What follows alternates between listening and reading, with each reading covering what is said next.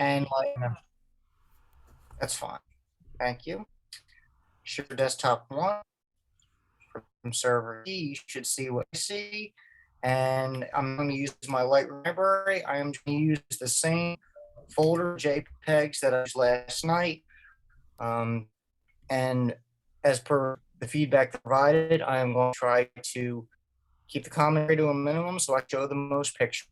We still have a few more minutes, so I'll give people a chance to sit in. I want to get started at 7, whether it's 5 people or 500 people. I don't care. I'm really looking forward.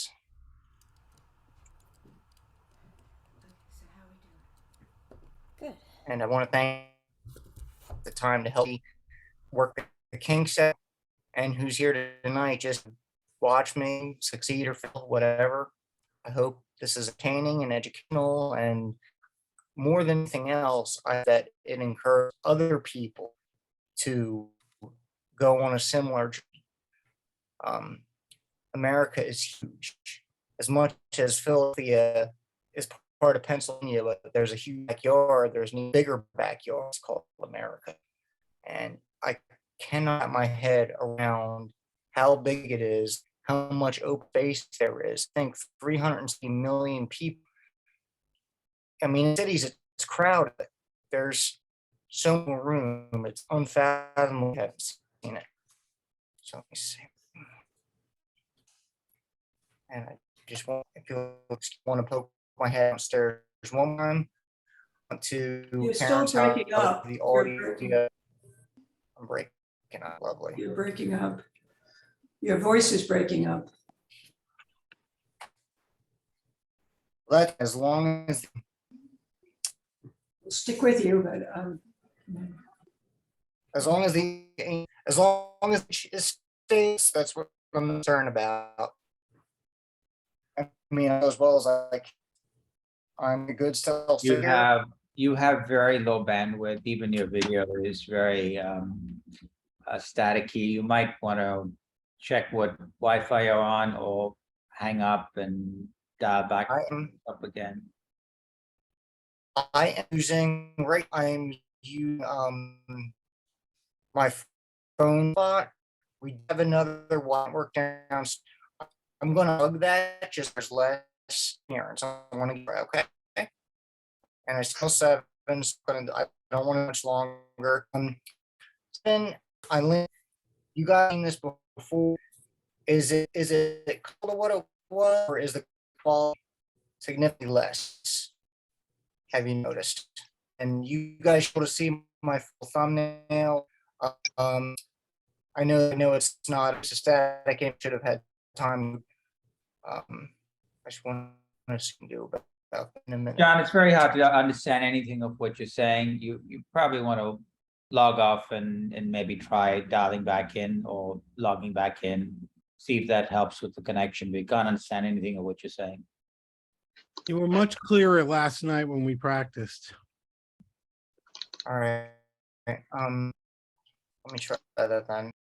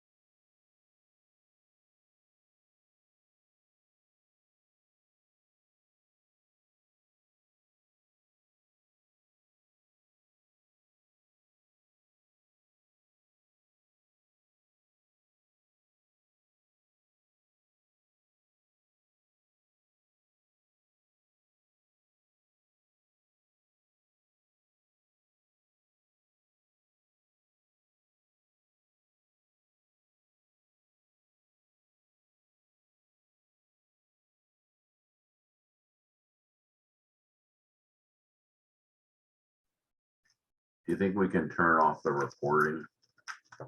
I don't have control, but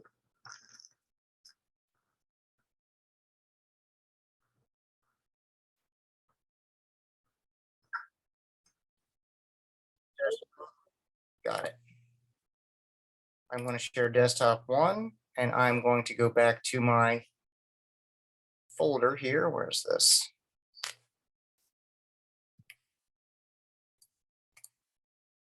Let's see.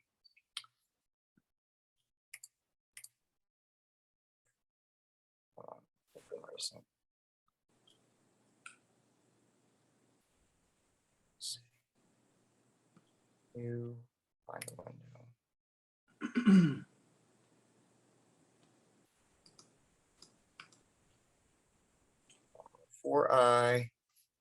Before I share my screen, I want to file. Let me find the window. It's not showing me Finder. Two dry runs of this. Are you guys seeing my screen, or you see my webcam yet? See you. You see me? Okay, good. Let me see if I go to John Pictures. I have my images. Let's see here. What These, did you do? what did I do? Half side up. Yeah, Hmm? but we love her. Here you go.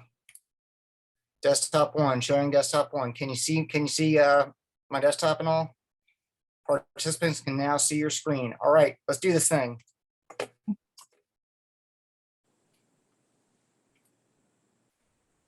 Cape Hatteras Lighthouse, North Carolina. Can y'all see that? Yes, Yep. perfect. Cool. Wonderful. I'm going to try to go through these as quick as possible. All right. My Uncle Bill's survival pantry, and I was there for about a month with him and his girlfriend and his dog. And that was let's see, from October to November roughly. And then I got started with the real thing, the first leg of my trip across the country. This is the statue of Athena in the Temple of Athena in Nashville. They have a life-size mock-up of the Parthenon in Nashville. And it's very breathtaking. The statue is as tall as the original. The building is a one-to-one recreation of that, except I think it's made of cement instead of stone, but that's beside the point. These are the Smoky Mountains. This was my first sunrise outside of North Carolina, farther west than I've ever personally driven in my life. And it was a beautiful day, and it was a great sign of great things to come. Let's see, like, as the outside view of the Parthenon Temple, and even though they were doing some construction, I just managed to stick my camera between the gaps in the fence. I was in there before, but for the outside view, it was challenging to get a picture. But I got lucky. And I just kept this one in there because it kind of reflects a picture you'll see in a couple frames. This is the Bass Pro Shops headquarters in Memphis, which is a place I wanted to see because it is a pyramid, and Memphis is more or less, well, it's named after a city in Egypt. And this pyramid is built on the foundation of a much older building. It's similar to Fort McHenry, only with 4 points instead of 5. You can't really see it, and most people there don't know about it. But I found it on Google Earth, and a lot of the things I wanted to see were based on things that I had found in Google Earth and wanted to see what that looked like up close. So bridge out, totally unrelated, but I wanted to see what that looked like up there. I didn't get to go up there because I was trying to get as far west as I could. This is Cadillac Ranch in Amarillo, Texas, and that is exactly what it looks like. There are 10 antique Cadillacs buried nose down in a cattle ranch. And even though this is a long exposure, so it looks bright, it was very dark and very cold when I was there. And I could sense that I wasn't alone. And what I realized, there was a herd of cattle very close to me. And fortunately, they were more afraid of me and they all kind of ran away. But we kind of spooked each other, really. but I'm really glad I went there. And if anyone's heading out west, I would definitely recommend this stop, especially if you like taking pictures, especially if you like street art, graffiti, art, sculpture, any of that stuff. This is the actual Gemini 6 spacecraft, which is in a museum in Oklahoma. It is the Thomas P. Stafford Aerospace Museum. They have many antique warplanes, spacecraft, missiles, bombs. It's very aerospace and military oriented, but it's a great thing to see. And I just thought it was so neat. They had an actual Gemini spacecraft there. This is from a town in New Mexico. I felt like I was in the Twilight Zone because even though I wanted to see a lot of old Route 66, I also made a point to divert from that and get lost on purpose, even in places where there was no cell service. And this town had no people in it. There were only horses. And they were all really friendly. They came up to me and I was trying to say, like, I gotta leave. There was a place I was trying to get to by sunset. I was trying to get to Fort Union, which closed. It closed at 4 p.m. even though the sun didn't set till like 8 p.m. So I was sort of in a rush. And when I was backing away, they kept following me, like, wait, don't leave. But I got a few nice pictures and it was really neat. As you get further out west, there is noticeably more of a Native American influence. And you can see that in the style of the buildings, the art, the murals. It's just really cool how many different cultures are contained within the continental US. And this is the type of scenery you start to see as you get further out west. And even though I took about 13,000 pictures between my cell phone camera and my SLR, that's a little bit of an exaggeration because a lot of these pictures were panoramas that I stitched together later, but I don't want to get too technical so I can show more pictures. Moving on. Another theme that you'll see a lot of is asphalt stretching to the horizon, because I mean, it's literally a road trip and I don't want to overuse this theme, but it's so cool. And you don't get these views around here. You just don't. And even though it wasn't that hot, you can see the heating asphalt. You can see the reflection. There's no water there. That's just from the heat. And I think I might have used a telephoto lens. I'm not sure, but the road was pretty rough actually. This is a formation called Wagon Mound in New Mexico. It just happened to be on the way to Fort Union. I didn't really seek this out, but it was neat. And I'm curious about these kind of rock formations that stick up. We don't get that kind of stuff around here. This is the tourist sign at Fort Union, which is probably a better depiction of it, except for maybe a screen capture from Google Earth. When you're actually there, you can't see it. You'd have no idea that it was there if there wasn't a sign or unless you were in an aircraft or something. But these formations are all over the world. Many of them make perfect military sense, like Fort McHenry, saving Baltimore in the War of 1812. And some of them, they have little to no history of them, or to them, I mean. So this was some place I saw on Google Earth that I wanted to see. And this was the remains of the actual town that housed these soldiers way out in the desert, as if they were expecting the Confederate Army to go that far west. But I don't think the Civil War really progressed in that direction, as far as I know. This is back to Cadillac Ranch. When I woke up the next morning, there was the Spanish film crew doing a documentary about Route 66. And I was there doing graffiti. If anyone knows me, they know that skeleton key is one of my calling cards. So they included me in their documentary, which was really nice. And there were a lot of places where I just happened to be in the right place at the right time. And this was one of them. This is one of many Americana museums along Route 66. I could include a whole series of these, but I try to just pick some things out that best represent the whole thing. And for those types of museums, I think this image represents them the best. Similarly, there are all kinds of roadside curio shops where you can buy sculptures and little knickknacks. And as you get further out west, the themes of these can change. Since this was near Roswell, even though this doesn't show it, there were a lot of metal like space aliens that you could buy. Here's like flamingos and birds and stuff. But in the Pacific Northwest, it's Bigfoot, but around here it's aliens. And I'm sort of into that kind of stuff. But I didn't have a real hula girl, but I had this Wonder Woman figure. She was kind of my traveling companion. And I guess I'm not gonna lie, I felt a little safer. I don't know why. This is Montezuma's Castle, or that's the name for it. It is a cliffside fortress that the natives had built or occupied, I think around 600 AD or something. Tourists unfortunately aren't allowed to go up there. I would love the chance to explore that, but the view from down here was just as breathtaking. The Grand Canyon, mandatory. I saw that a couple times. I saw the South Rim and the North Rim, and I was very lucky to get this beautiful lighting from sunset. This was the Grand Canyon Railroad Depot, which I guess was part of the Santa Fe Railroad. And the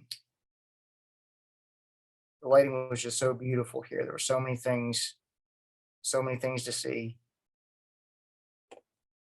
And this was a formation in the Grand Canyon called the Temple of Isis. And if you notice, the sky looks a little green.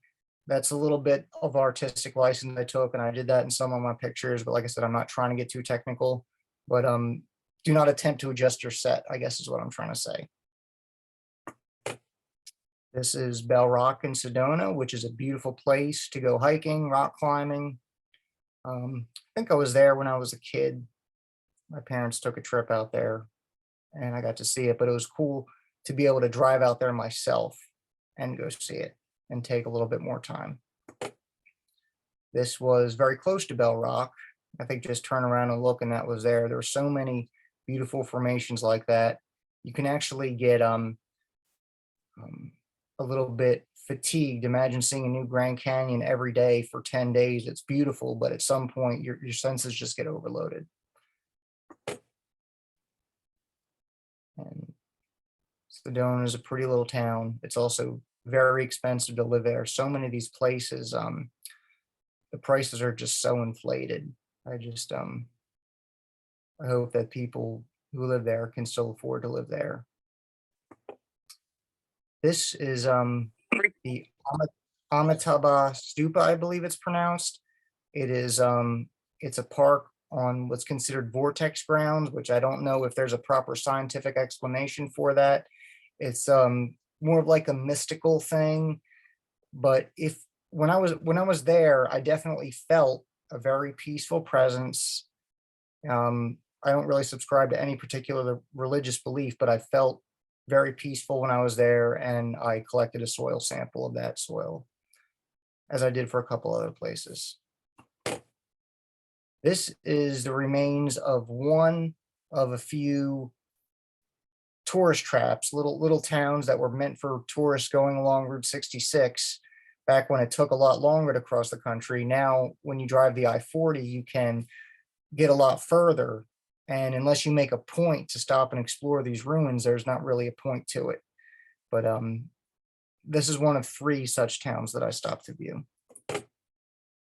And when I got further west into Arizona, I-40 split off and went in a more conventional, safer route, while the historic right-of-way for Route 66 remained a very dangerous, twisty, turny path through the mountains. And I just happened to stop here because I saw it looked like steps going up the side of the cliff. And I walked up there to check it out. And right about, where's my mouse? I don't want to do this too much. Right about, let's see, up here, I guess. I think this was it. There was a natural spring and a goldfish pond. Someone made a goldfish pond in the side of this cliff in a desert. There were goldfish in there, which was really, really cool, I thought. That is a wrecked car that I think was just left there sort of as a warning of what can happen if you're not careful driving. The turns are very tight.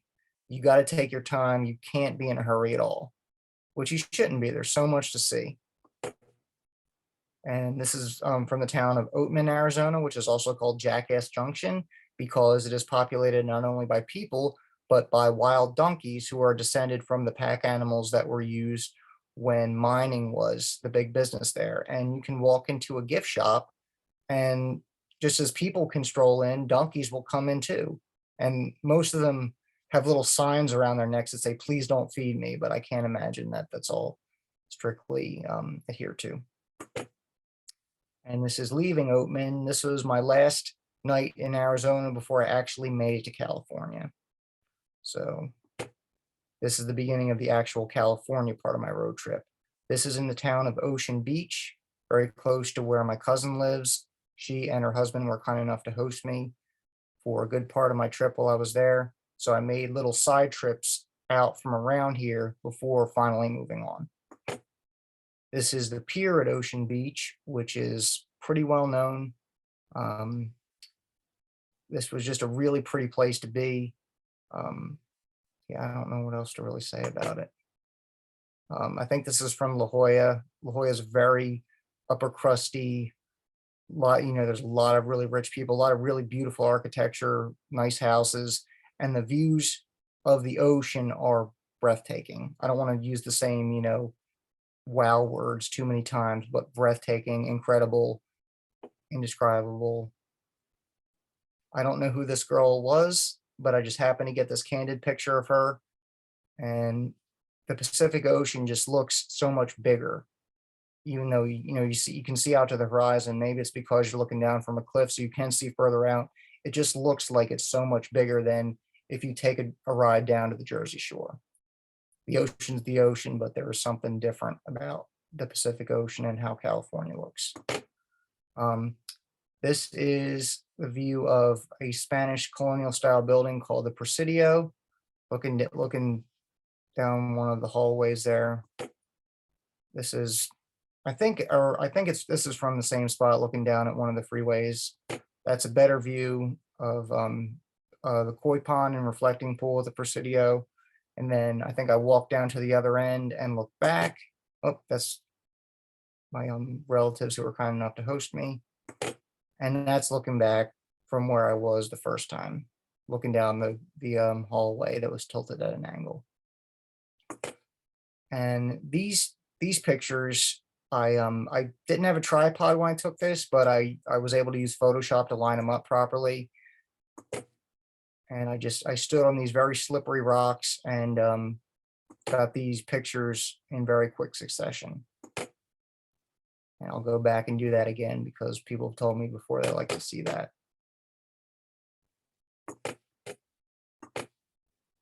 And it was, that wave kind of spooked me a little bit, but the result was worth it.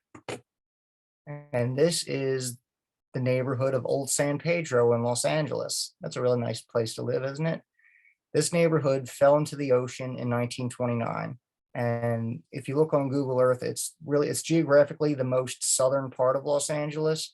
And if you just look up Sunken City, Los Angeles, you can see right where it is. And you can see how it just kind of slid down. There were no casualties, but now it's an unauthorized tourist attraction. People love to sneak around the fence and do graffiti. And that was one of my favorite things to do in California.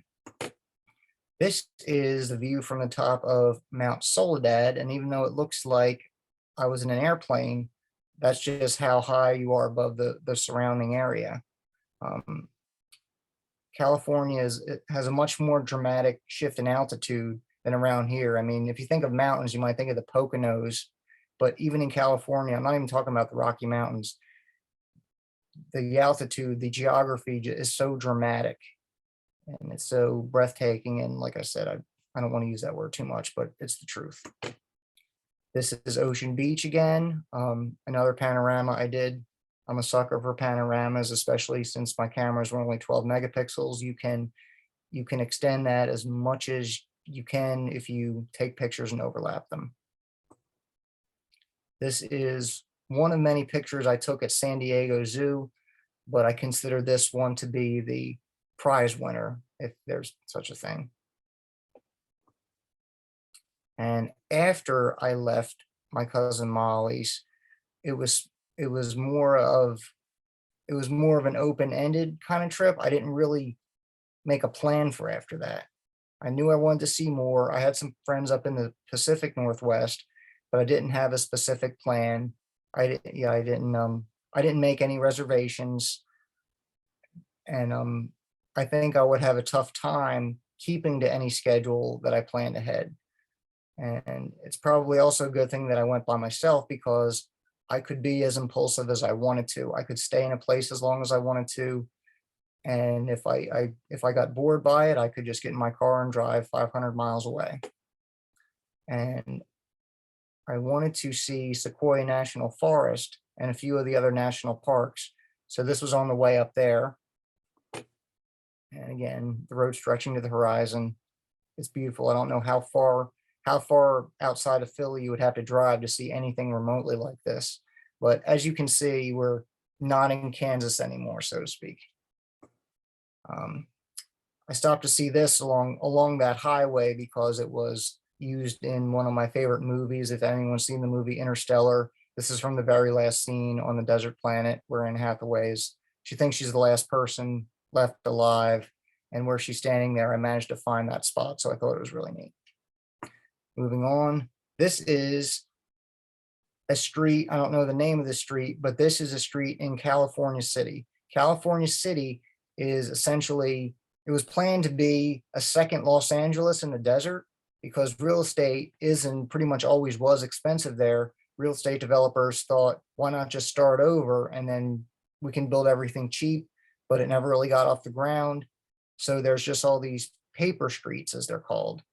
And they all have names, but some of them don't even physically exist. At some point, you'd just be driving your car into the brush. So I had to be careful about which directions from Google I followed and which ones I went around. Now I'm in Sequoia. This is one of the most beautiful places I saw in California, though there's really so many. And at this point, I invested in an annual national park pass, because I saw a few national parks while I was there, and I think it paid for itself after maybe 3 or 4 of them. I think it cost maybe $30 to see one, but $120 gets you a pass for a year to see as many of them as you want. And as you can clearly see, there's the frost line or the snow line where snow can stay frozen. That's the line where it's 32 degrees. And as nice and warm and sunny as it was, I literally went from summer to winter at that line. And when you go here, you are required to either rent or purchase or already have snow tire chains.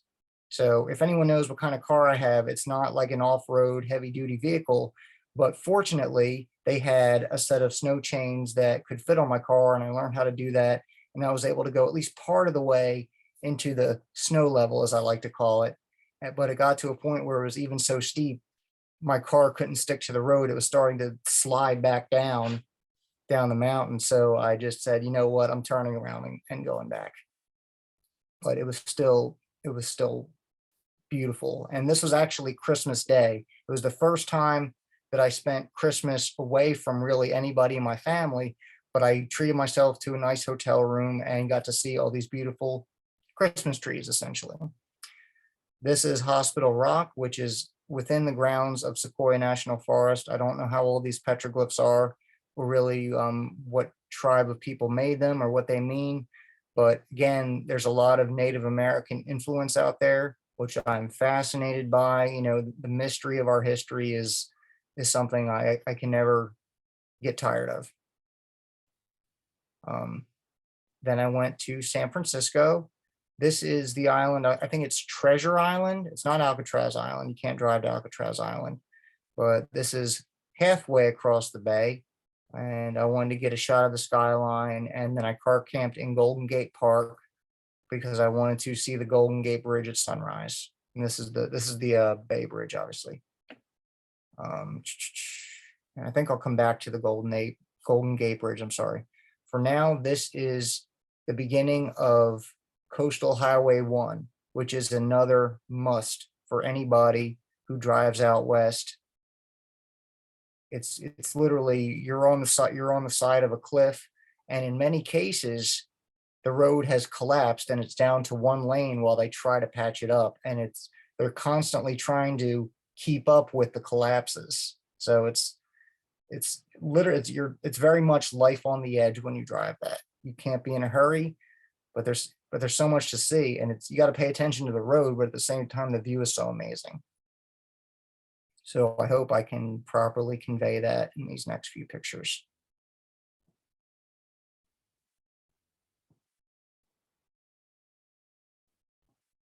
And there I'm back to the Golden Gate Bridge. I was originally discouraged when I saw all the other people trying to get this beautiful picture, because I realized that it had been done literally a million times. So what I did instead was I just took 10 steps back and tried to capture everyone trying to capture. I got a little meta with it. I was trying to capture the people trying to capture that fleeting moment. So I'm satisfied with that here. And this, I think this is still California. It could also be Oregon or Washington. I'm not really sure, but as I'm sure you all know, the trees are really, really big out there. Some of them are even so big that they have hollowed out a walkway, or literally a tunnel wide enough for a single lane of traffic to pass through.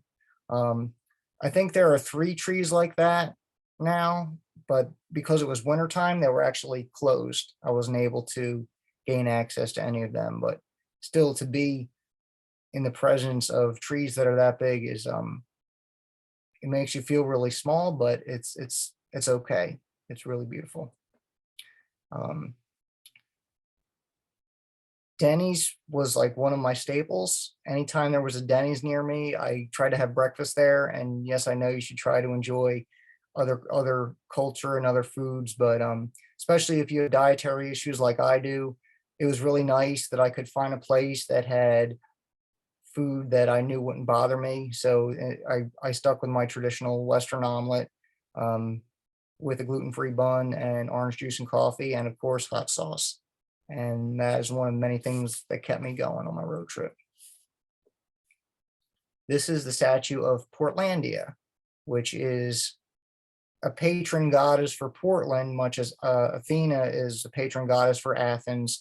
She's also like the West Coast version of the Statue of Liberty. And this was one thing that I wanted to make a point to go see. If anyone's seen the show Portlandia, the statue is featured in the opening. And I just think it was neat to be able to see that. And I think this is more or less in, I guess, Portland's equivalent of Penn Square. That's where their city hall is. And there's a park around it, but there's also the signs that, it says like how many miles and directions to famous landmarks. And I want to say this is it's either in or near Olympia National Forest in Washington State. And it's considered a rainforest. And when you think rainforest, you probably would think of like the tropical rainforest in the Amazon, and, really hot and humid. And even though the amount of humidity is very high, it can also be cold. It's not a tropical rainforest, but it is gray and rainy there almost all the time. But that creates its own kind of beauty. And there's moss growing on everything. You have to be careful where you step because it's very slippery. But I got to see so much cool stuff. And even though timber is a very big business, they're also trying to be very sustainable. So even though they did cut down a virgin forest in the 1930s, they made a point to replant it, reharvest it, and repeat so that they can have a sustainable source of wood for decades to come. I think this is from Seattle. It is the public market, similar to Cross Street Market in Baltimore or Reading Terminal Market in Philly. It's the same idea. Only instead of being at the end of the Reading Railroad, it's right where boats can bring in produce and other goods. And it's been there, I'm sure, probably 100 years or more. And there's also a famous alley. It's almost like South Street, where there's all this wacky street art and murals. And that is, if you think, is that chewing gum? Yes, that's all chewing gum. And I didn't want to touch it, but I just thought it was really neat to see this. That is my friend Aaron's dog Meatball, who was very friendly and he always wanted to pose for pictures. So I'm glad I got this one. This is the Tacoma Narrows Bridge, or the modern Tacoma Narrows Bridge, which obviously doesn't move around as much as the original one did, but I crossed it and I definitely felt I could feel the deck being whipped around. So it is a little bit of a roller coaster ride. And that is Bigfoot. Is that Bigfoot? Wow. Well, I guess Bigfoot wears size 10s because, yeah, I was Bigfoot for 30 seconds. And this was entirely lit by starlight and moonlight, and it was about 7 degrees Fahrenheit. So I stuck it out for 30 seconds and then ran back into my car and ran the heater and was able to warm up a little bit after that. But a big difference between the West Coast and the East Coast is that around here, car camping is not really acceptable, and police will come, ask you to move along. But a lot of times up there, it's okay. People won't bother you, and that took some getting used to. So after I left Seattle and Portland, I didn't come back down the main highways like US 101 and Interstate 5. I went inland more, and by then it was January and it was very cold and it was snowy. Fortunately, I had the snow tires. It was a little scary weather-wise, but I was also rewarded with these amazing views. And this morning it was very foggy, but I also got to see the sunrise. And because of how the geography was changing as I came down from the higher altitudes, I got to see the sun effectively rise and set 3, 4, 5 times in the same morning, which was also really cool. And I want to say I was back in California by this time, judging by the license plates. It's got to still be way Northern California, because it's mostly, I'm seeing a lot of Oregon license plates, Washington, Alaska, but there's you feel like you're in this part of California. It's like the Old West. It's very different. It's very different than the coast. It's very different than the Cascades. And as I said, I was coming down from a high plateau, and it looked at one point like I was about to drive into the ocean, but I was really just driving into an ocean of clouds. And a couple times I just had to park and get out and get some shots because it just looked so cool. And this was a little tiny, I felt it was like an 1800s town. I mean, other than the gas station, there was a general store, there was a coffin maker, there was the kind of stores you would see in an old Western. And I made a point to buy some supplies here. I bought a propane heater. I bought a toothbrush. I really needed a new toothbrush, but I also bought a BB gun. And I didn't really need a BB gun, but I'd never owned a BB gun. And I thought, you know what? I'm buying a BB gun. You can't stop me. And that's that kind of became a little bit important later on. I didn't shoot my eye out, but I ended up having a good story to tell about it. And as I left that town, what was it called? Cedar Valley, Surprise Valley. I was planning to go to Death Valley after this, and based on what Google was telling me, which way Google was telling me to go, this way was the most direct way, which this is due west. This is the western edge of California. Those mountains are in Nevada. And even though I saw the sign, I made sure I had a full tank of gas and enough food and water to last at least a week in case I broke down. And based on how the road here looked, I wouldn't have minded 100 miles of that. However, it only was like that until the edge of California. And once you hit Nevada, it became a gravel Jeep trail through the mountains. And I wasn't feeling that foolhardy. So I turned around and backtracked 3 hours to US 395. And along the way, I got to see so many little beautiful but abandoned towns. I call this one Hope Springs. I don't even know if it has a name, but there's so many little towns with names that feel like they're made up. I just took the liberty of making up a few names for them myself. I don't know where this was. It was probably somewhere near there, probably the same day. And again, there's the geography of California is just so diverse and so incredible.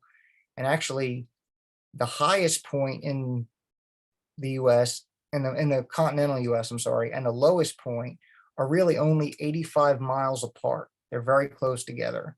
And the highest point is Mount Whitney. And I made a point to, stop and clean out my car. You know, it's very easy for me to get disorganized and messy. So sometimes I just have to stop, clean up everything, and then move along. And this was the base of Mount Whitney. And I camped in an actual tent for one night and only one night, which is fine. I'm glad I could say I did it. And I'm glad I could say I did it in a place that was that beautiful. This was my morning view. And if Mount Whitney looks familiar at all, it has been used in countless movies as well as the surrounding territory. There's a place there, it's even called Movie Road, that's just known for so many Westerns going back almost 100 years. And speaking of making movies, these guys were making a movie near Death Valley. And when I drove up there, they were still filming. So I kind of stayed back. But as soon as they were done filming, I went up and talked to them and they let me take some pictures. And they didn't want me to release this picture until the film had been released because it sort of spoils the end of the movie. It's like a Cain and Abel story. One brother kills the other one, and it's, I guess, crime doesn't pay or whatever is the moral of the story. I don't know. And as you might guess, the colors have been shifted a little bit because another thing that I kept noticing and trying to express, I feel like I'm on another planet, specifically Mars. The rocks were very red. The sky wasn't always as blue as it is here. And that's exaggerated a little bit, but really only by a little bit.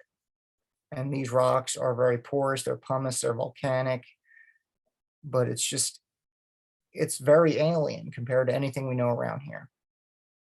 And here is what was once upon a time very expensive gas. And I still had a full tank, so I didn't have to buy this, what was then overpriced gas. But this is Stovepipe Wells, which is the closest village to Death Valley National Park. This is the jail cell. I spent a few minutes in a jail cell. I don't want to say what my crime was. Actually, yes, I bought moonshine, but I wasn't arrested. This was just a place, it was a tourist thing you could see.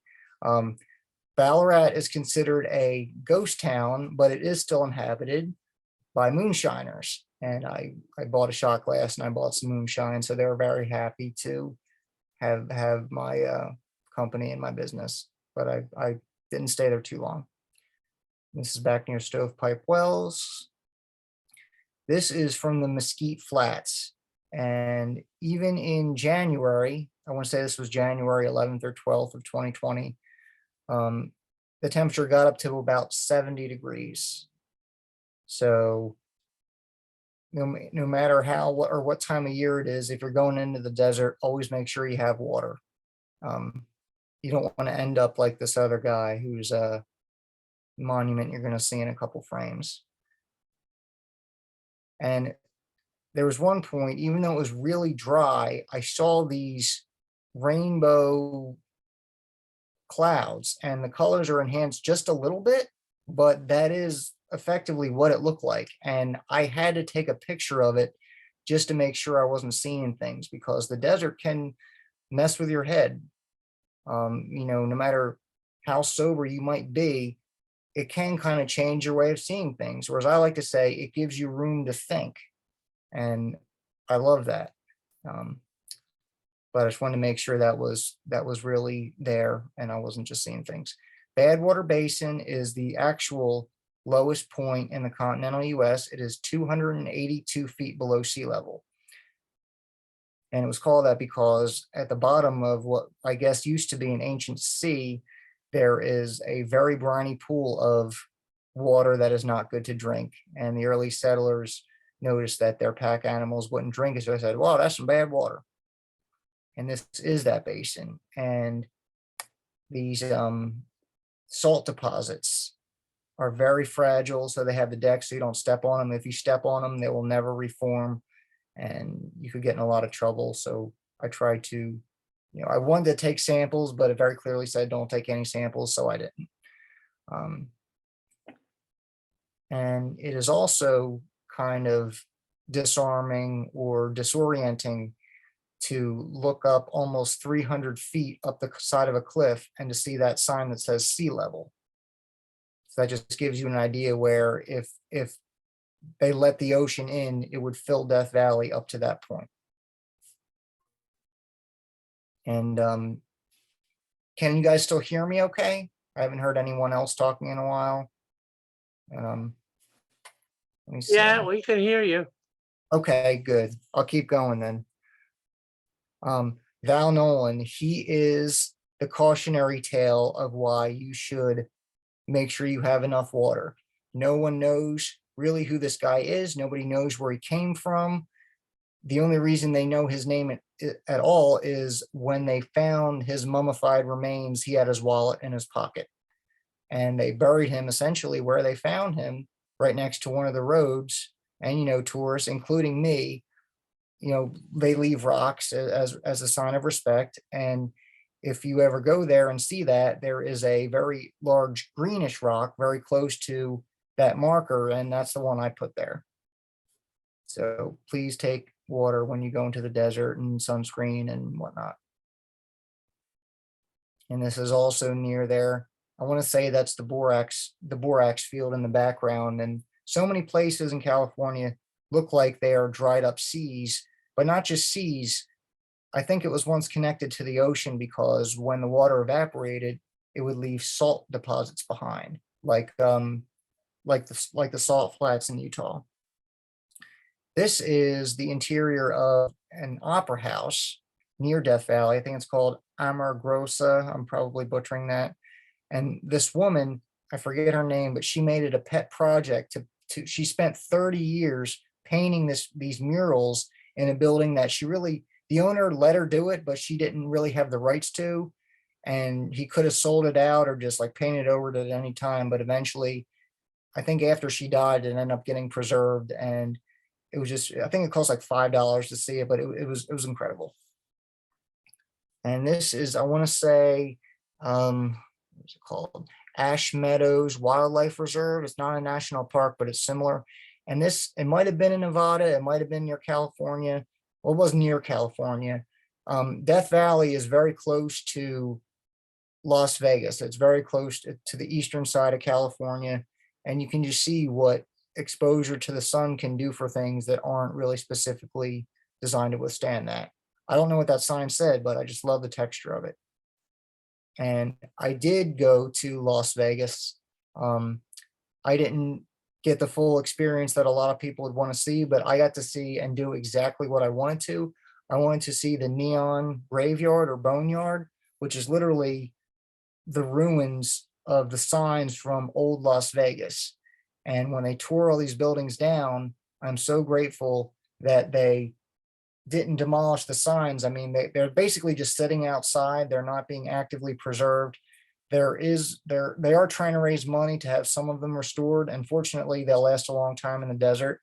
But I was really glad I could see this, and not only the Boneyard exhibit, but the accompanying Tim Burton exhibit.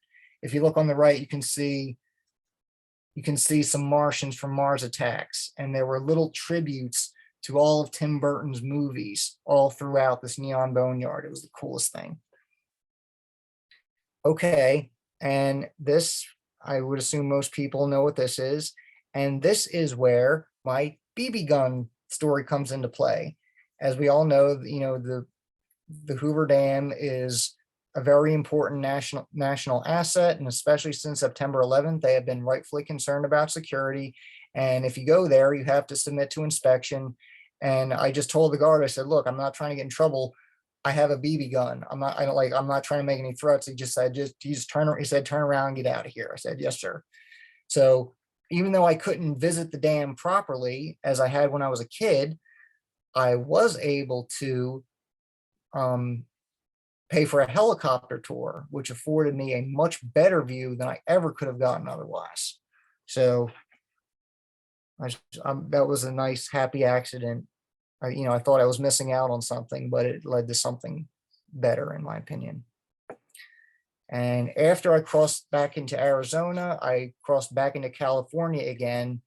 I was trying to see, I was trying to get to this place called Salvation Mountain and Slab City, which is very much like a Mad Max post-apocalyptic wasteland.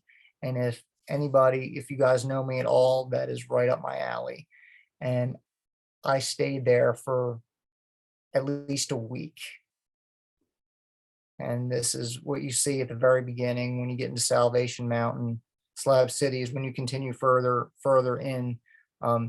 Slab City is the remains of a military base and a bombing range that was there, and they tore down the buildings and only slabs are left. But people, like homeless people with nowhere else to go, have basically started a new civilization out there. It's considered the last free place on earth. And it's not for everyone. And you got to be able to live on the edge a little bit. And fortunately, I'm very good at, not judging and, trying to treat people the way I want to be treated. And also, I had a lot of things there that I was trying to lighten my load. I had a lot of things that I wanted to give away. So if you had free stuff, people tend to be nicer to you. And this guy, he didn't want his face shown. So I have no idea. A lot of people who live there are on the run, whether it's from their life or literally from the law. So this guy didn't want his face shown, but I asked if I could photograph his tattoo. He said absolutely. And he sold me a few old cameras, like 3 of them for like $10. And I ended up trying to resell them. Nobody wanted to buy them, but I still thought they were neat. How am I doing for time, by the way, Eileen Morris? Doing fine. It's absolutely perfect. Keep going. It's Cool. wonderful. I'll keep going. And that spiral is one thing that I donated. I had like a lot of black lights and lava lamps and trippy hippie things from Spencer's when I was a kid, but I figured that the sculpture grounds could use a lot of it, and they were happy to accept donations. So I said, well, can I get a picture of you with it? And this girl said, absolutely. And this woman, her name is Dorothy, and it's strange. Like let's see, that's what she looks like in real life. I think that's an older picture of what she looked like. She said she was an IT technician in her old life, and I don't know what brought about the change, but she ended up being sort of a matriarch of the slabs. She helped keep the peace, and archetypically she's like the wise old mother. She let me stay in her backyard for a couple nights. I mean, parked in my car.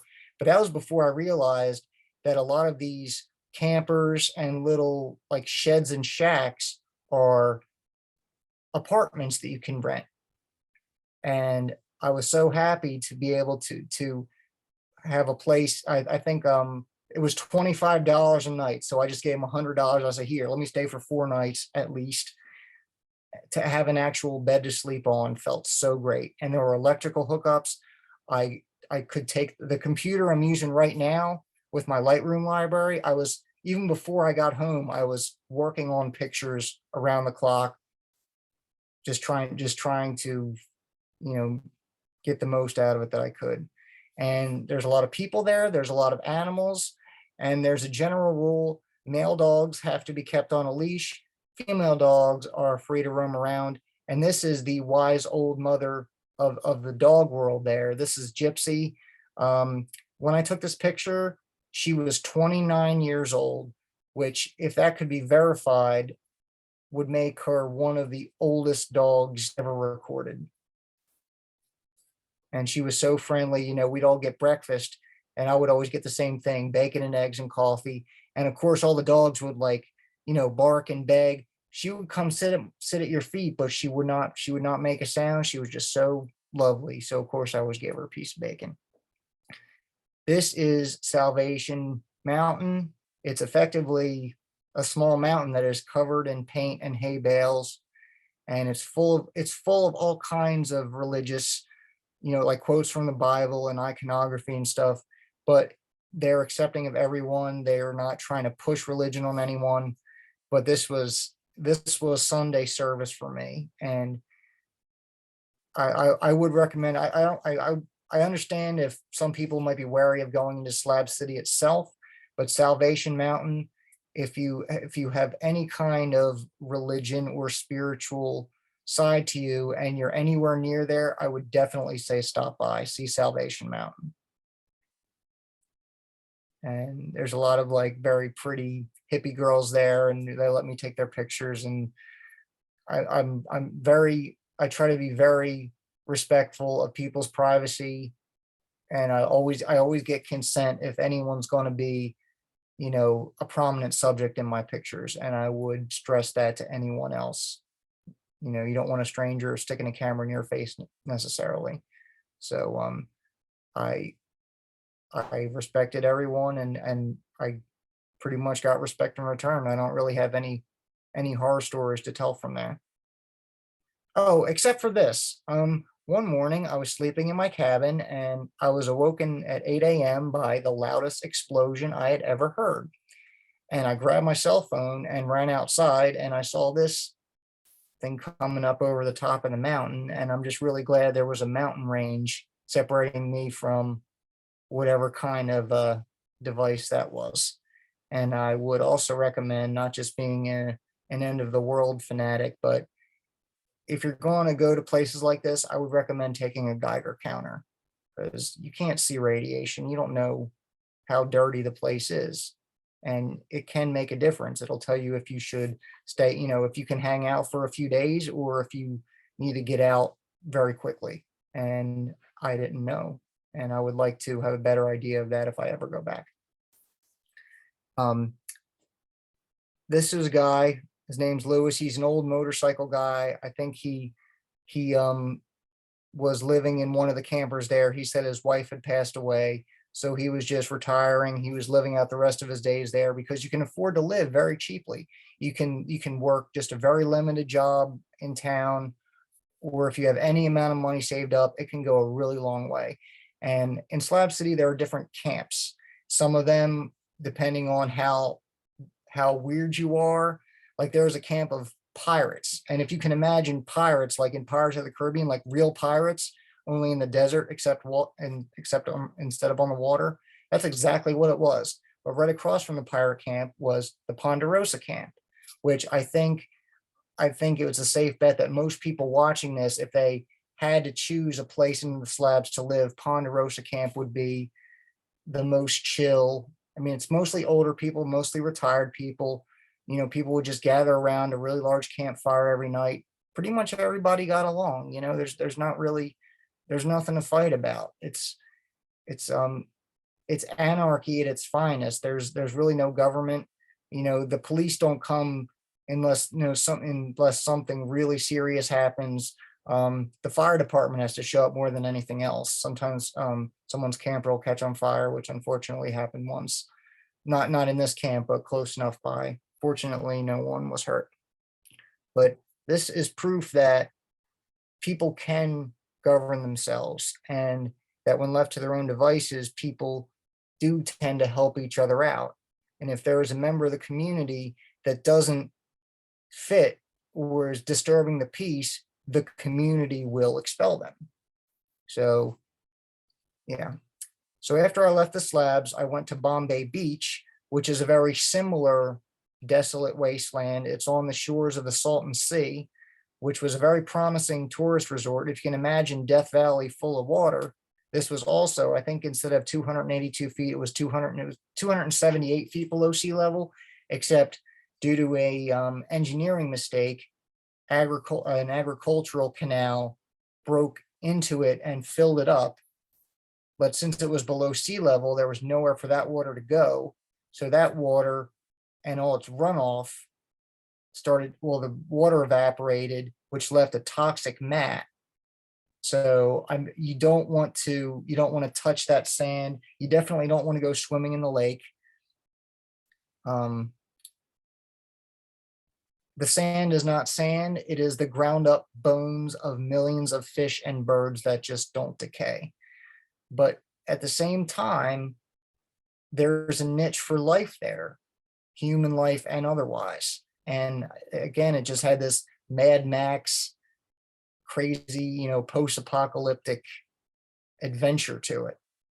And I say adventure because fortunately I never got stuck there. A lot of the people who live out there, they live out there simply because society has rejected them. They have nothing, they have no one, they have nowhere.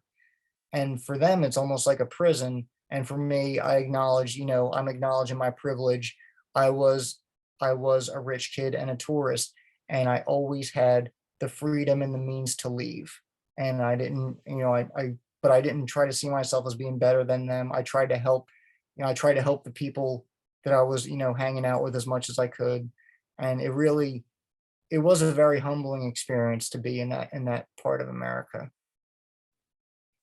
And this is still on the shores of the Salton Sea. There's all kinds of, improvised sculptures and artwork out there. It reminds me, the Magic Gardens on South Street. It's very much like that, only it's an entire city. And I forget what the organization was who put this out in the lake, but some people, I guess, just actually had to walk it out there. There's no tides, and it's eerily silent, especially for people who live in the city. I would challenge any of you to try to remember a time in your life ever where you were in anything other than a soundproof room where you have not heard anything at all outside. You can't do it around here, but there were a couple places out there. There are two in particular, and this was one of them. The other was camping at the base of Mount Whitney.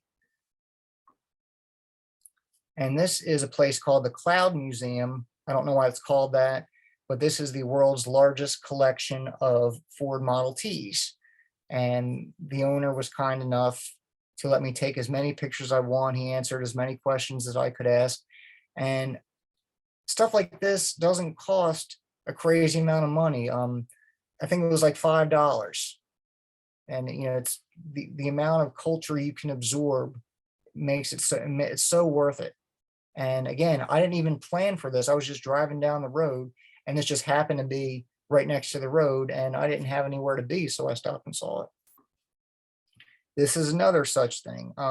This is it's considered a town. It's called Felicity, population 2, which was the founder and his wife. Their claim to fame is it is registered as the official center of the world. There's no center of the world, there's no center of the universe, but this place has been given that distinction. And there was a pyramid and a church on the hill, and it has some esoteric themes, so I thought it was really cool. And they made me my bacon and egg breakfast that I love so much. And also there was this woman named Shelley, who was her job was to carve the history of Western civilization into this pink granite for posterity, just so people remember who we were. And that's another thing that I'm going to come back to, whether I get to it tonight or not. But just put a pin in that. Okay, this is Utah. This is Monument Valley, Utah. And it was at this point where I realized Mardi Gras was a couple weeks away. And even though I originally went across the country in 5 days, I was going to try to go to Mardi Gras, if only so I could just say I was there. I don't like crowds, but I'm so glad I could say I did it. But I had to kind of pace myself. And so I tried to make a couple weeks out of Utah to, just pass the time. And there's the Four Corners. So that's another thing you have to do. And it's one of the most touristy things ever. I'm standing in 4 states at once. This is the only place you can do that. And the site is actually maintained by, it's 4 states, but it's also 6 native tribes. And the natives administer it, and it costs, I think, another $5 to get in, but that helps support the native causes. And there's also kind of trinkets you can buy there. It's cool. And this is up in Ogden, Utah. I went to Salt Lake City, and you can tell from all the salt, that's just from the road. There were no problems with my car. I just, my tires wore out. And getting up there in the snow, the weather kind of turned bad at this point, and my tires were very bald, and I needed new tires, and I invested in some winter tires, and I'm so glad I did, because I very easily might not have made it back without them.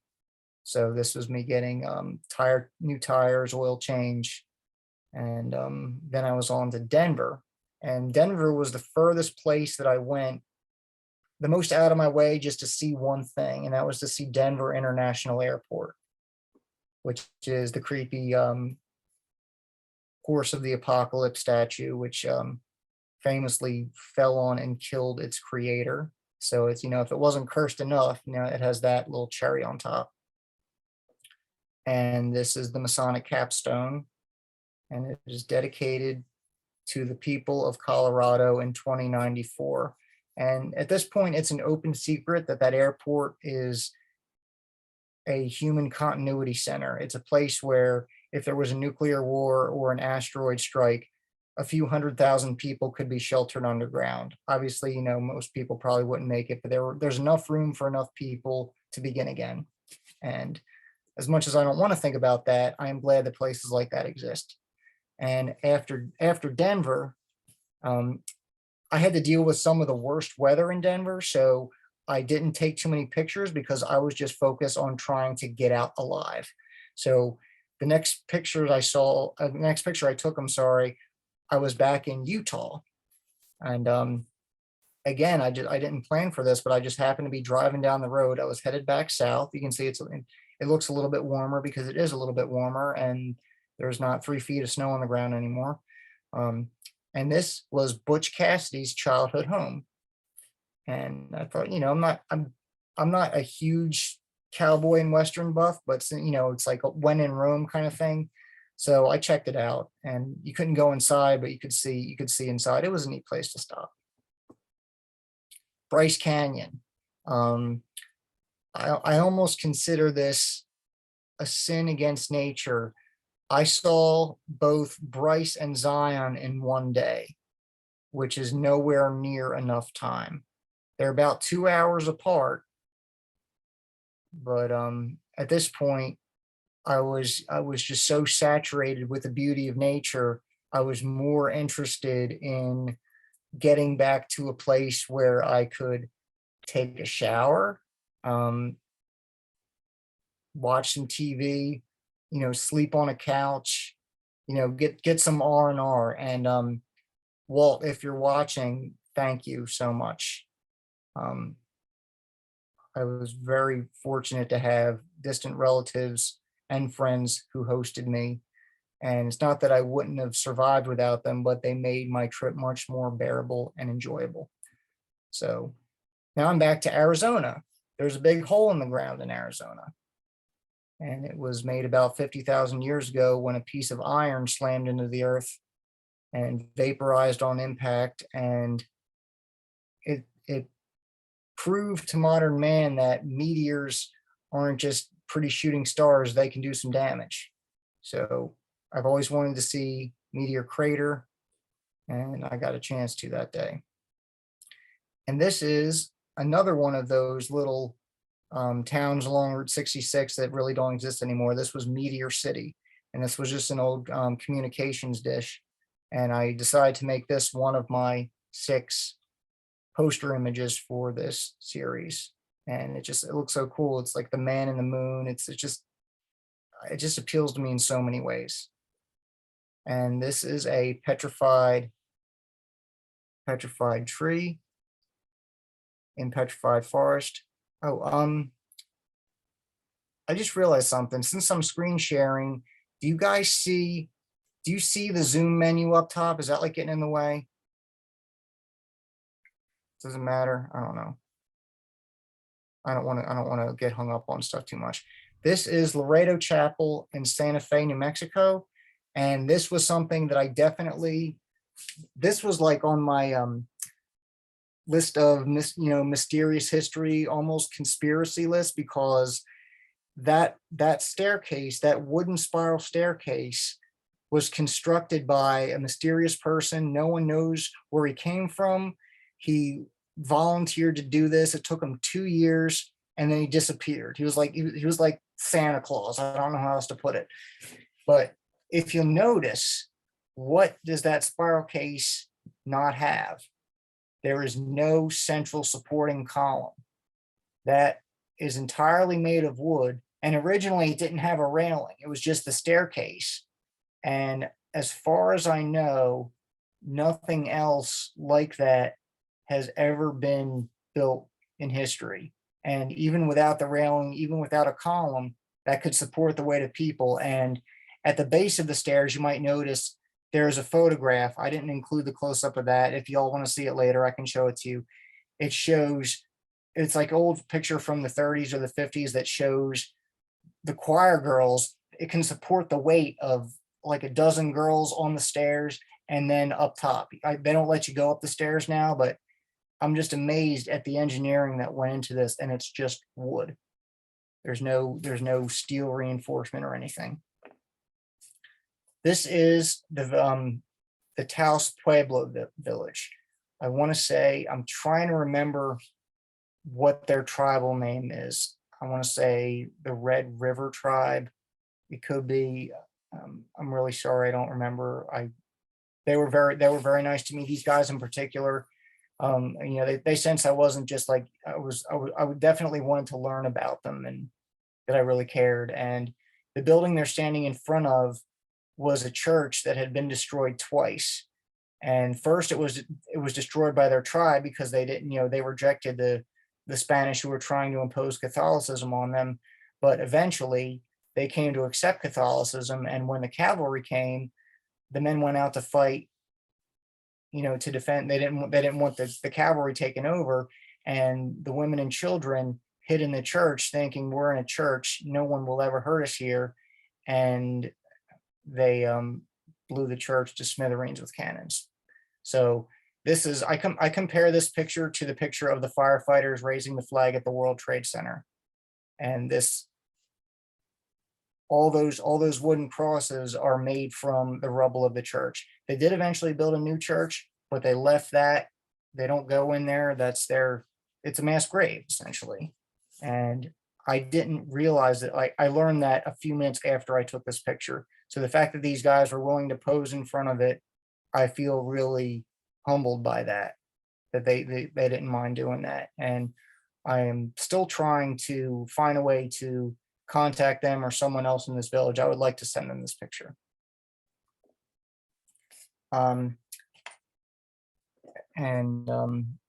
As I was saying, there's a lot of obviously Native American influence, also Spanish, colonial, and Catholic influence. And even though I am neither Native nor Catholic, I definitely felt the spirit of that place. And where I was here, I was on my way out to, I think it's called the Monastery of Christ in the Desert. And the road was very rough. It was just stone paved. And I was told which way to go. I had a map, no cell service whatsoever.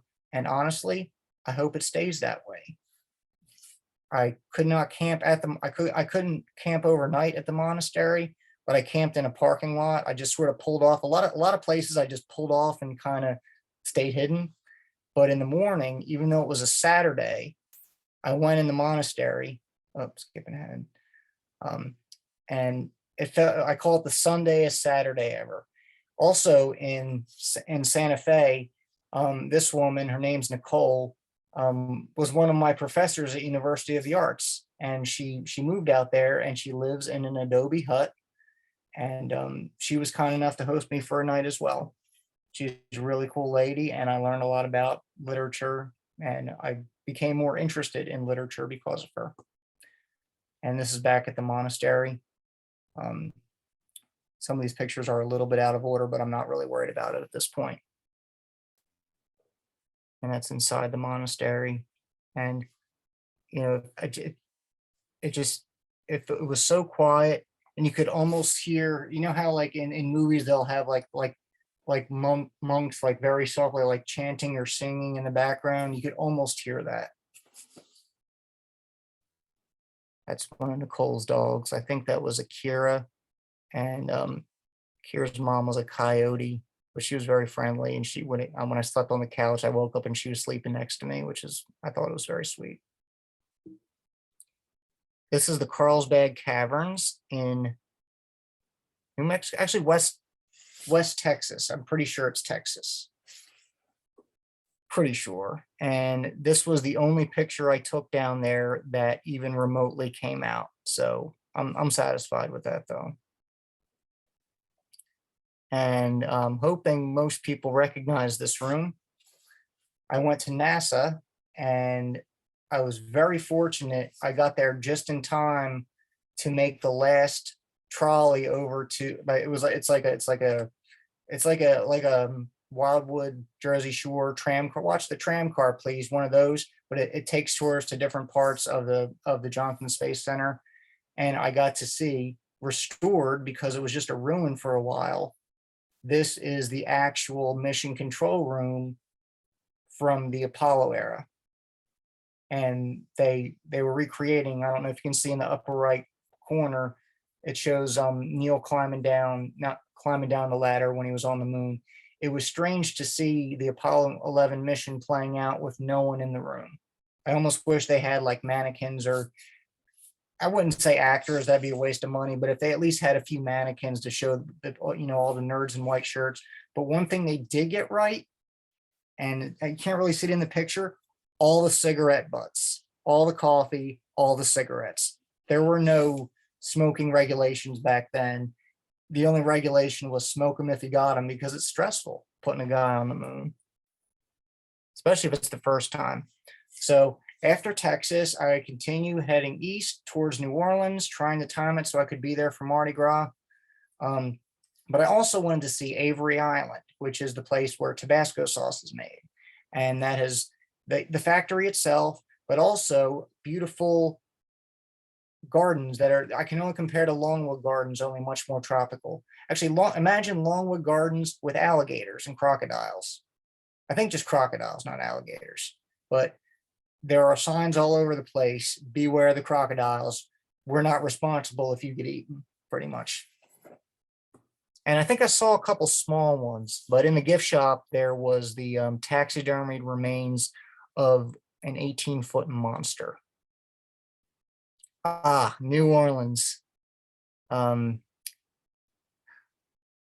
don't know what to say about this. I'm glad I went. I don't care if I never go again, especially since, if you can remember, this was February 25th, 2020. So COVID was already underway. It just hadn't really reached the public consciousness yet. I have never had coronavirus disease. I've never showed symptoms of it, but considering the places I've been, there's almost no way. I can't imagine that I was never exposed to it. I mean, I didn't engage in any risky activity with strangers other than just being there. But coronavirus or not, I'm not a big fan of crowds, and I'm glad I can say I did it. It's very similar to going to Times Square for New Year's Eve. So if you want to scratch it off your bucket list, that's fine. I don't care if I ever do that, but I'm glad I saw New Orleans, and I'm glad I saw Mardi Gras. And there were a lot of cool people who let me take their pictures. And this was in Georgia, and I say was because it was unfortunately blown up by terrorists recently. This is the Georgia Guidestones, and it contains basically 10 natural commandments for the next civilization it basically says how to not screw things up as bad as we did. And the first one said, maintain the global population under 500 million people. It did not say reduce it. It said maintain. I think it assumes we're already just going to wipe ourselves out and then start over. But because people have interpreted that as an evil, satanic, Illuminati conspiracy to depopulate the earth. I don't think we need that. I think people being people will take care of that themselves. And for as many things as I saw on my trip, like the city of New Orleans, like the state of California and the Northwest, I saw them because I can't take their existence for granted. I can't take it for granted that I'll be able to ever physically cross the United States again. if you've been watching the news, nature is wiping out our infrastructure faster than we can rebuild it. Yellowstone National Park just got a 1,000-year flood. Death Valley just got a 1,000-year flood. I don't think we're going to have to wait 1,000 years for the next one. I think that's just where we're at. So I'm so glad I got to see what I saw. But this was the kind of thing that I saw because I kind of took it for granted, get it, that this thing would last effectively forever. But only 2 short years afterwards, it was blown to smithereens. And what's strange is they only took out one of these pillars, but later that day, the police came back and demolished the rest of it, which I'm just really, it rubs me the wrong way. This is down in, I want to say Sanibel Island or Brighton Beach, somewhere on the west coast of Florida. And I am really getting very close to the end of my presentation. It began with a lighthouse. It's going to end with a lighthouse. And I really think I only have like 5 pictures left at the most. So we'll get to the Q&A pretty soon. This girl was kite surfing and I never got to try that, but it looks like a lot of fun. Key West, there's chickens and roosters and they run wild, you know, like the donkeys in Jackass Junction. So they're a big tourist attraction down there. This is, if anybody knows the Keys, this is the old 7 Mile Bridge, and that is Dawn of the Bush. That part of the bridge has been cut off. You can't walk out to it. And as much as I would love to see it get fixed up, unless, you know, some billionaire pays for it, I can't imagine it getting fixed up anytime soon. I don't want to say never, but for as long as I've known it, it's had trees growing on it. It has pieces missing from it. I took this picture from the new bridge, and that's Sombrero Light, which is a place. It's really popular for snorkeling, and when I went down there as a kid with my parents, we would go snorkeling out there. So it was just really cool to get a really nice picture of it, not just the snapshot with a basic camera when I was a kid. So that's it. That's 160 pictures, and I didn't think I was going to get this far, but yeah.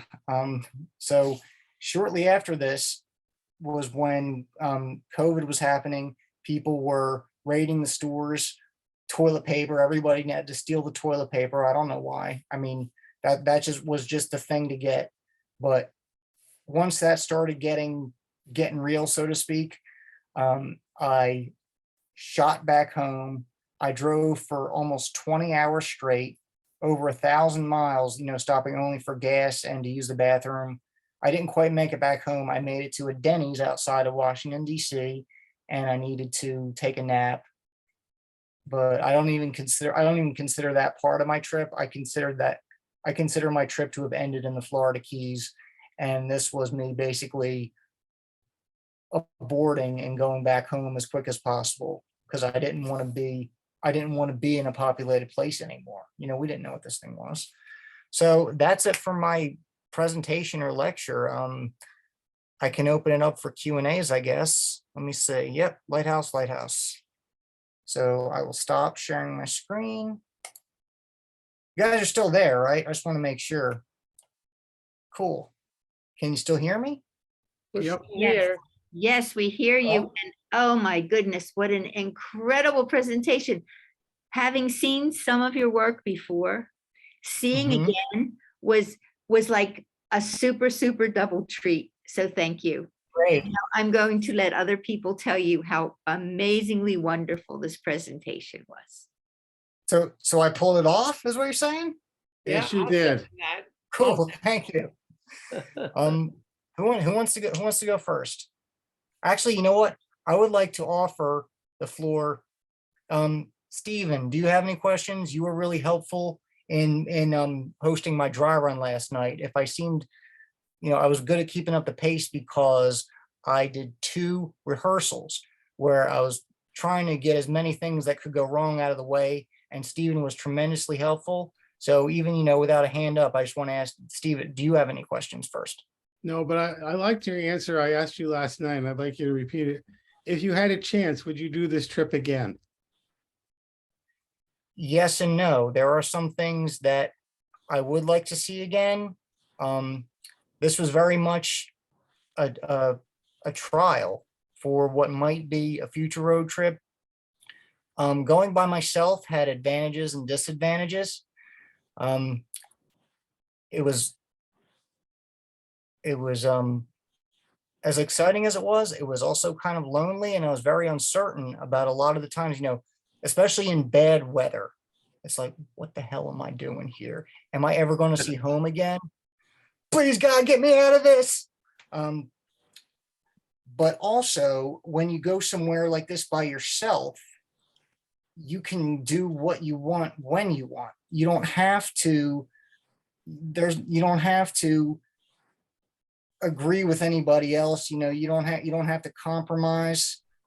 And especially, there's no reservations to stick to. I know my mom and dad, they were inspired by this trip, but they did it in a much more traditional adult way where they made reservations ahead of time, which for the places they went, you have to. Like, I couldn't just roll up to Yellowstone Park and get a spot in there or near there. So I was limited in some of the places I could go, but also the places I was interested in were more off the beaten path.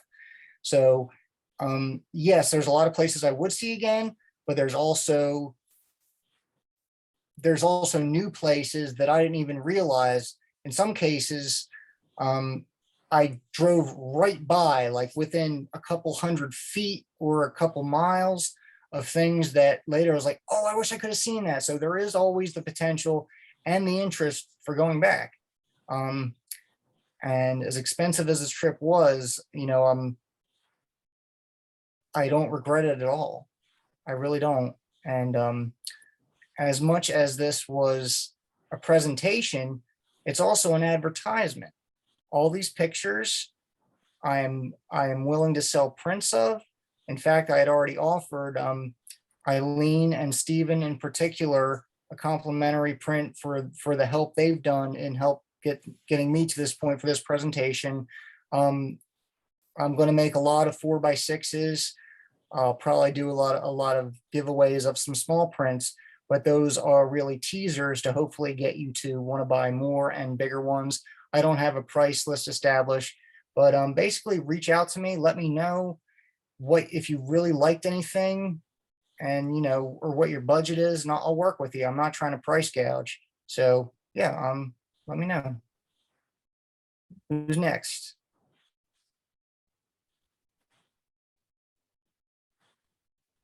What were some of the most interesting characters you met along the way? Oh God. Almost everybody in Slab City. Sorry, Walt. I'll put you I'll give you a close second place, but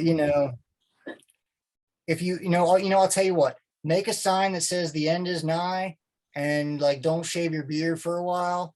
And then I think that'll bump you up just a little bit. But no, but again, I'm so grateful to my relatives and friends who hosted me. I'll give a shout out, of course, my mom and dad for helping me get started. Molly, Jeremy, who else? Walt, Kelly, Andy, Helen, Soleil, Bradley, Aaron, Abigail, Chuck Gannon, one of my old friends from high school who I had dinner with in Portland. I hadn't seen any friends for a long time. It was just so cool to see a friend from high school 3,000 miles from home. He just happened to be there, and we just went out and grabbed a burger. What else? Oh yeah, Nicole Maselli, of course. And if I forgot anybody, I'm really sorry. Oh, my Uncle Bill and his girlfriend Penny. They had to put up with me for just over a month. So I am really grateful. And even though I didn't plan to be there quite that long, I don't know what to say. Yeah, I see him. Let's see. Okay, who else has questions? I see people. Oh, I don't have the chat window open. I'm sorry. Here we go. Much better. Oh no, please. And I'm glad if you gotta leave, I don't know how many more questions people have, but I like the idea of the Zoom meeting because you don't have to stick around the whole time. I haven't always stuck around the whole time for the Photo Society meetings, but I think it's it's easier to kind of dip out when you're ready to leave than when we're in a room, especially if you're sitting up near the front and you got to get up. Oh, excuse me. Sorry, I don't want to be here anymore. It's not like that, but I'm glad you guys were here. I'm so happy, and I'm glad this Glad- worked out. I'm glad there's a little bit of bugs at the beginning, but no worries. Yeah, you're welcome. See, I'm thank glad- you. So you're very welcome. I don't know. Can you hear me? Yes, I can. Walt, what's up? Well, just from the beginning, I was so happy that you were being adventurous enough to go out and do a road trip across the country. Only because that was me and my friend John in the 70s. So you probably Well, could have it's, used a bigger vehicle. I could have, but also the fact that it was just me. If there were two people, that would not have worked. And Yeah, I right. didn't want to stay on that picture of all my stuff too much. But just to give you an idea, my car was so full. I wanted to spend the first night at Cape Hatteras. I could not. My feet, or I'm sorry, my car seat was like vertical and pushed up to the front, just because I had so much stuff. And I want to give a special thanks to my Uncle Bill for letting me take a lot of things out of my car that I didn't really need and just leave them at his house for 2 years, which gave me enough room in my car that I could at least lean my seat back. I didn't get the best quality sleep, but I was able to do it. And after that first night on Brown Mountain, it became easier for me to do that, whether it was at a Walmart or, just off to the side of the road in California. Yeah, car camping is it's fun and it's scary at the same time. But yes, I think something like a van would be better. But one good thing about the car was it's very fuel efficient. I can get up to 40 miles to the gallon, depending on how concerned, if I don't drive it like a fighter plane or a spaceship, if I'm not, if I don't accelerate too fast, if I do a lot of coasting, I don't want to say drafting, but I don't want to deny, I'm saying you can push your MPGs to more than 40 in some cases. So as much money as I spent on gas, that car got me so much further.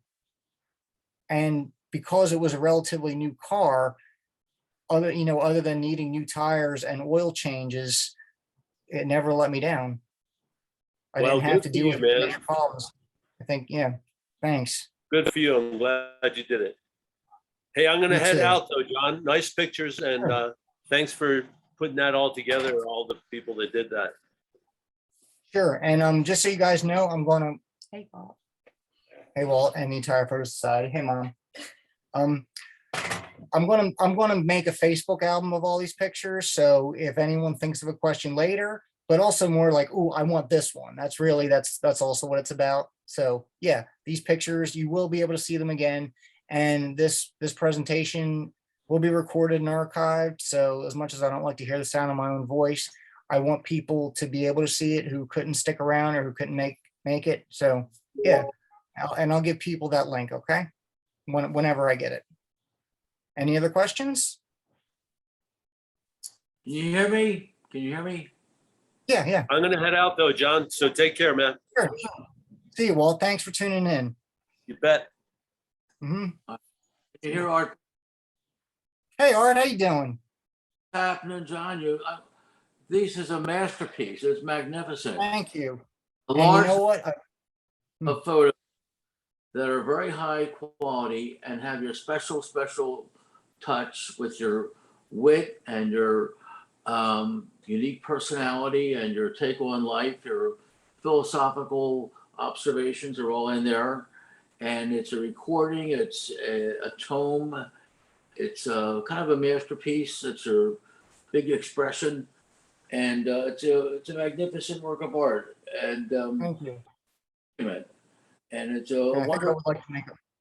And there's a very high percentage of super excellent shots that are literally breathtaking, to steal your excellent word, because indeed it is one. It's also medically accurate to say breathtaking. And Well, being at 9,000 feet can do that to you too. I'm telling you, what an adventure. Odysseus, I know.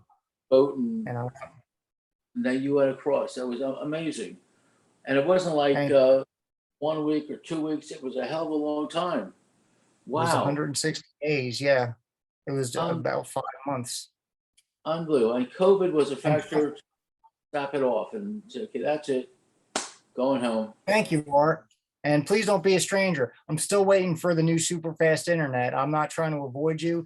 I would like to, tutor you again if we can make that work. I'm really busy with the job I have now, but I haven't forgotten about you either. So please don't get that impression. Thank you, Art. You were a great tutor and a great photo friend. Thank you. And I mean, I am still going to be part of this community, even if I live in Maryland. I'm not too far away, and with Zoom, I can be here with everybody. So We just that's a blessing too. thank Zoom for that because it Mhm. makes things fun. Realistically speaking, it's beautiful Thank and you. fun. I It do. had I know. wit and it had your personality. Thank you. Anybody else? John, we did it. Yes, We did it. yes, we John, did it. we did it. I could not have done this by You did myself. it. You Um, did it. You did it, John. You I did. should have had, I wish I had a bottle of water. I am really thirsty. If you're friends with me on Facebook, even though I haven't made an album yet, feel free to leave any more questions you might have on my wall. I am notoriously horrible at getting back to people on Facebook. And I'm sure there's people in this meeting who have given me birthday wishes I still haven't even responded to, but I appreciate it nonetheless. I had a great birthday. I had a great road trip, and I had a great time here tonight with all of you. Thank you. Thank John, you. John, Bless. do you get to see the chat messages? I just A lot of people have just commented. And we're just really, really pleased with your presentation. So I Thank you. did get a look at the chat messages and I they did. were super, super positive and wonderful. Yes, And I see it now. and now my screen is up and it's September 20th, 2022 is the next Zoom meeting. And then Okay. October will be our 160th anniversary of the Photographic Society of Philadelphia. Okay. And I have a question if you got a second, Eileen. I didn't really Sure. notice because I didn't want it to distract me. But how many people tuned in tonight? There were 28. That's great. Yes, there were 28.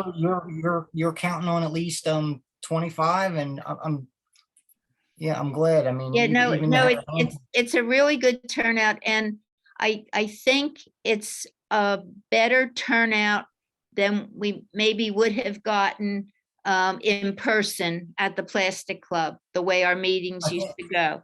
I think you're right. People And didn't, even if I well, people didn't have to draw. I know everybody missed the pretzels, so I'm sorry about that. Everybody virtual missed- pretzels. we missed- We need a missed way the to send pretzels. pretzels through the internet.